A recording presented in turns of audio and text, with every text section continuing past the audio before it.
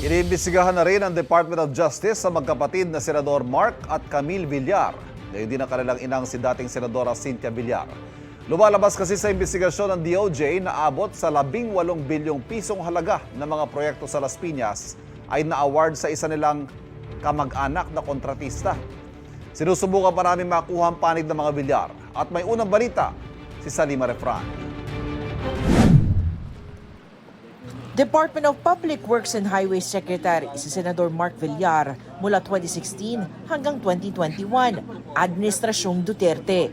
Sabi ngayon ni Justice Secretary Jesus Crispin Remulla, mula daw noong panahong yon, nakuha ng pinsan niya ang mga kontrata sa infrastructure project sa Las Piñas, ang baluarte ng kanyang pamilya. Because of that prohibited interest with his cousin being the contractor in Las Piñas. Mga sir, gano'ng karami? 18 billion worth of projects. 18 billion. 18.5 ang sabi sa report. But we have to flesh it out. Sabi ni Remulla, hindi lang daw flood control projects ang nakuha ng pinsan ni Villar. Lahat ng klaseng project yan. Whatever, ano man maisip mo, yun na yun. Kasama yan, lahat in the menu. From school buildings to roads to asphalt overlay to revetments, lahat yan kasama yan. Dahil dito, iniimbestigahan siya ngayon ng Department of Justice. And also a senator, ano yan kasama yan sa relationship na hindi dapat nangyayari. Di ba? When you vote for a budget, kasama ka na ron. When you participate in the budgeting process, kasama ka na ron.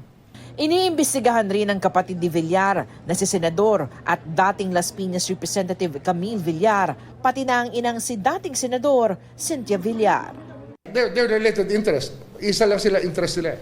Isang relationship lang yan. Diba? Isang family lang yan. From Cynthia to the contractor is third degree. Bahagi ang investigasyon sa mga Villar sa case build-up sa mahigit 60 tinawag na kontratista o mga mambabatas na kontratista, dating kontratista o may koneksyon sa mga kontratista. Everybody knows about it in Congress that many of their colleagues are contractors also. And that this is a prohibited activity. It's not known, I don't know if that's known to them or it's just the impunity of it all. That people don't care anymore if it's against the law because no one's going to run after them, they think. But it's something that we have to address, and we will do it. Sinusubukan ng GMA Integrated News na makuha ang panig ng mga Villar. Samantala, inulat rin ni Remulla na aabot na sa 200 ang mga personalidad na sangkot sa mga maanumalyang flood control projects.